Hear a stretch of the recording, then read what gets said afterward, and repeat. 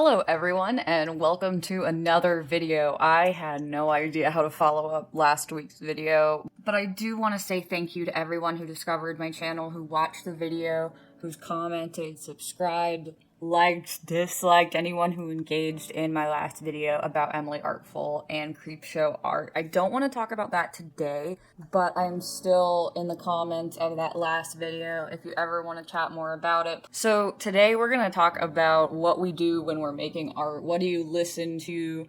What do you watch? How are you occupying your time as you're creating? So I've been using Libby recently, which is an app that lets you listen to audiobooks from your library if you have a library card. My partner Polly is kind enough to let me use his library card at the Free Library of Philadelphia because he has a Pennsylvania driver's license, so you get a free library card from there.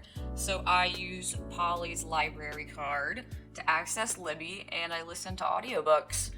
I usually only listen to audiobooks while I'm on a long commute, but recently I tried for the first time listening to an audiobook while working on this manatee piece. When I was in undergrad working on paintings in the art studio, I would usually only listen to Welcome to Night Vale and other sorts of podcasts, so this really isn't outside of the realm of possibility, but I never thought to listen to audiobooks while I was painting or drawing or what have you.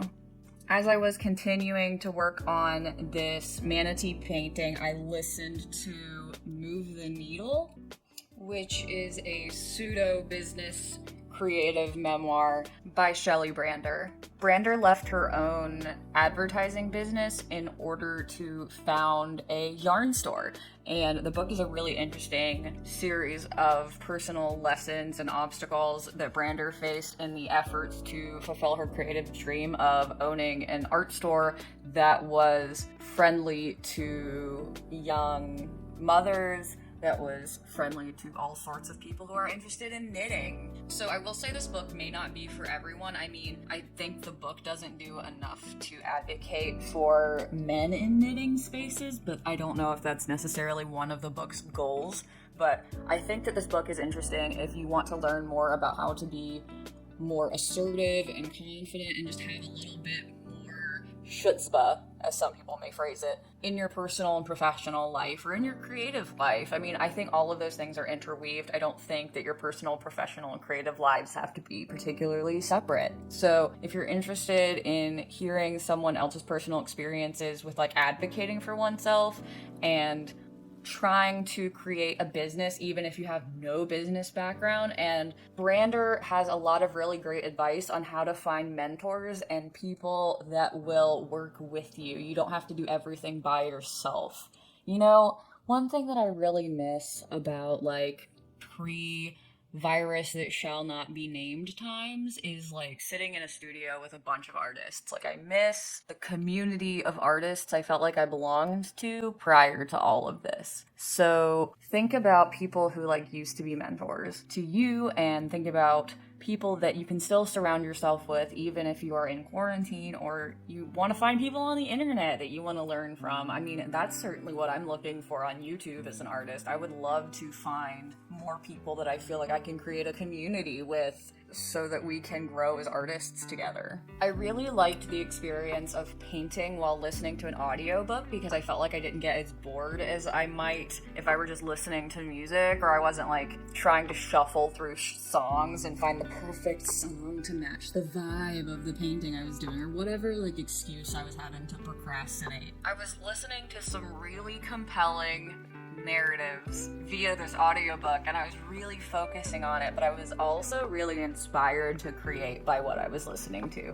So the activities were complementing one another. I feel like I could never find the perfect song that's giving me the right. At one point during the holiday break too, I sat with my parents and we watched a basketball game together, and I again worked on this painting, and that was another sort of experience. I painted for an hour and 45 minutes while my parents watched the basketball game, and I will say I retained none of that basketball game. I just painted the whole time. So I had their white noise going on to sort of keep me accountable to what I was doing, and I like wasn't super interested in what they were doing. I mean, like the basketball game was fine, but like I knew that I couldn't pay attention unless I was also looking at the game.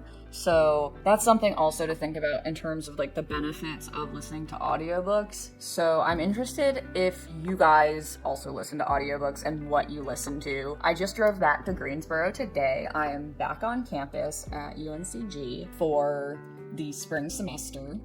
And so I had to drive like 4-ish hours back today. And so I was listening to an audiobook about Ted Bundy. I love me some true crime. So what else are you listening to? If you're listening to audiobooks, what are you reading right now? I will say that I enjoy audiobooks and actually reading physical books. Doesn't have to be one or the other. If you're not a big reader, no shame. Listening to audiobooks is just as valid. If you want to sit and crack open a book, also wonderful. I'm an English teacher. I am not that much of a stickler as you might think I am for like physical books. I own a Kindle, so it is what it is. But yeah, so I'm really excited about the spring semester. I am teaching a literature and film class, so we're going to start with Chuck Palahniuk's Fight Club, and then we're going to watch the movie.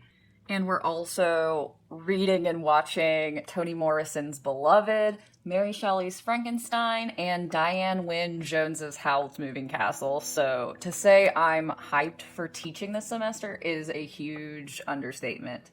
I'm also hoping to earn my doctorate at the end of the semester, last semester of grad school, if you can believe it. I have been in college for 11 years. I'm so stoked to finish up, and it's a great time. I'm very excited. Please let me know what good things are going on in your life. I know it can be really tempting to dwell on the negative, and trust me, like, I have my own gripes and my own troubling things going on, but sometimes it's nice to just share good news with people. So please let me know in the comments what good things are going on with you and what are you looking forward to for the next few months. Thank you for listening, and like I said, please let me know, what do you do when you are painting, writing, drawing, sculpting, whatever you create? Do you multitask? Please let me know. Anyway, you guys, I will be releasing a video soon, and it's just going to be me continuing to digitally paint this manatee, and I'm going to put some lo-fi hip-hop behind it, just to chill to. It's going to be that hour-ish that I was painting during the basketball game, so you can just imagine me doing this during a basketball game, but you just get to relax and listen to like some sweet, sweet lo-fi. I'll try to curate the playlist a little bit so that it's soothing and relaxing, so you can just, study and relax and create to it, I don't know why I did that voice. Don't judge me. Don't judge me. We're friends now, so I love you guys. Thank you for watching, and I will see you next time. Bye.